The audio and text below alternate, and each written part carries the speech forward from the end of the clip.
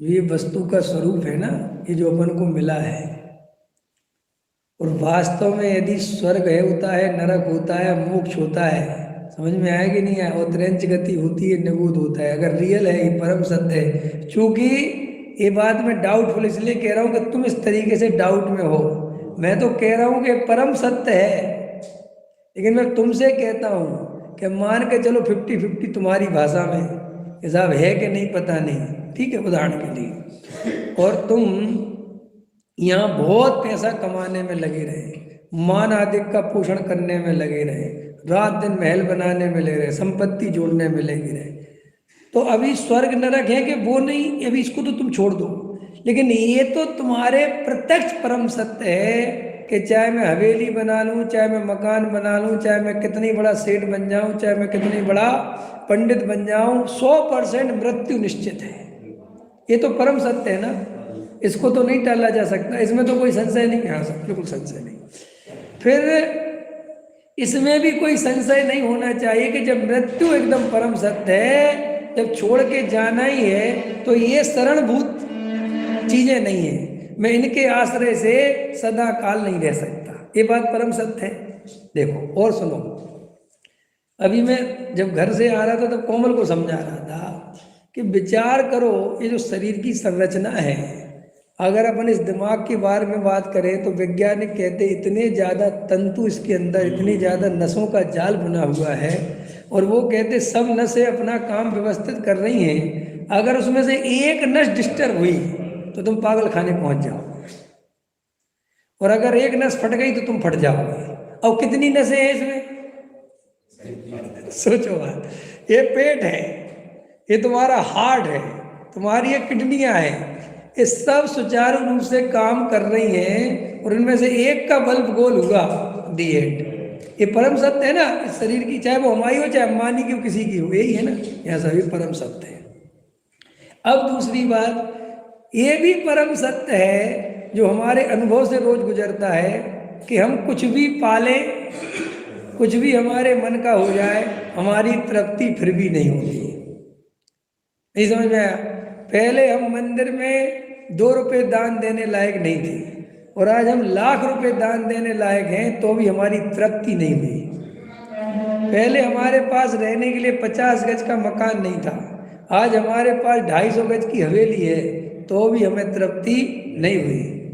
हमारे बच्चे पहले छोटे छोटे थे, और हम सोचते थे कि बड़े हो जाएं, अपने पैरों पर खड़े हो जाएं तो बहुत अच्छा रहेगा, हम सुखी हो जाएंगे। वे सब हो गया, लेकिन हमारी तृप्ति, तो ये तो हमारे अनुभव से आ गया कि संसार में कोई तृप्ति होने का उपाय नहीं है। ये बात हो गई। दूसरी बात, ये परम सत्य है कि मृत्यु निश्चित है, और निश्चित अकेली नहीं है, उसमें भी खतरनाक बात है कि कल ही मर जाए, ये भी भरोसा नहीं। माने हम 30 साल बाद मरे, ये हमें कोई लिख के दे दे, तो हम 30 साल की प्लानिंग करें तो समझ में आता है भाई 30 साल तो जीना है।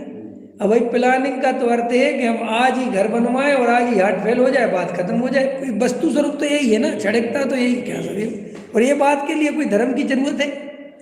इस बात को समझने के लिए शास्त्र की जरूरत है? इसके बात को समझने के लिए हिंदू मुसलमान होने की जरूरत है?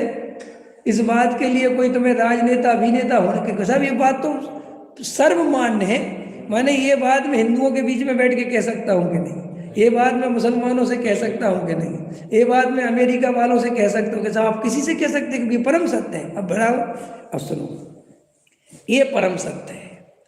अब विचार करो कि ये परम सत्य होने पर ये तो है ही, और अगर वो और परम सत्य हुआ, कौन सा? कि बहु आरंभ परिग्रह का फल नरक है, नहीं समझ में आया? मायाचारी का फल त्रियंच है, मिथ्यात्व का फल निगोद है, और 7 तत्व का निर्णय और आत्मानुभव का फल मोक्ष है। देखो अवस्था वही खड़े हो तुम, और इतने तो मैं रिजल्ट बता रहा हूं। अब विचार करो, वो 7 तत्व का निर्णय और आत्मा का अनुभव अगर हमें झोपड़ी में भी रह के हो जाए, हम भले ही महल ना बना पाए, भले ही हमें मान आदि का पोषण ना हो, लेकिन हम आत्मा के सच्चे श्रद्धानी बने रहे और पर पदार्थों से प्रभावित नहीं हुए और मात्र 2 4 10 20 बरस की बात है और हम टिके रहे, डरे नहीं, तो बोलो अनंत काल के लिए हम मोक्ष में जा सकते हैं। अगर मोक्ष है तो कोई डाउट करे कि साहब है कि नहीं, हम कह चलो तुम्हारी बात मानते नहीं है, लेकिन तुम्हारे करने का फल तो भाई साहब इतना खतरनाक है कि यहां तो सुख है ही नहीं। वह सुख सदा ही त्याज रे पश्चात जिसके, वो नरक और स्वर्ग की बात है ही नहीं।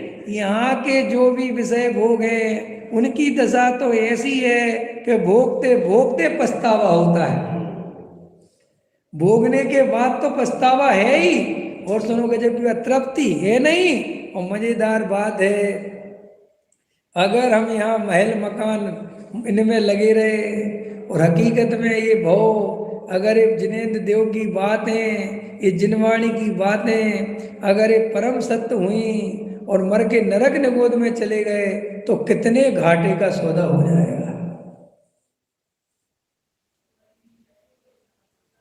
बोलो। और अगर हम झोपड़ी में भी बने रहे, मरना तो झोपड़ी वाले को भी है और अंबानी को ही मरना है, बस 10 20 बरस की बात है ना। और अगर हम 10 20 बरस आत्मा में टिके रहे, आत्म श्रद्धानी बने रहे और उसका फल 2 4 भव में मोक्ष आ जाएगा, तो बोलो अनंत संसार के अनंत दुखों से बचने का उपाय अपन को मिल गया। मैं फिर भी कह रहा हूं, ये जगत की जो संरचना है, ये जो जगत का स्वरूप है, ये आत्मा का श्रद्धान आना कोई मजाक नहीं है, ये है ही वस्तु का स्वरूप ऐसा। लेकिन तुम्हें जिनका श्रद्धान है उनसे भी कोई सुख मिलने वाला नहीं है। इससे अच्छा तुम आत्मा का श्रद्धान करो तो बहुत फायदे में रहोगे।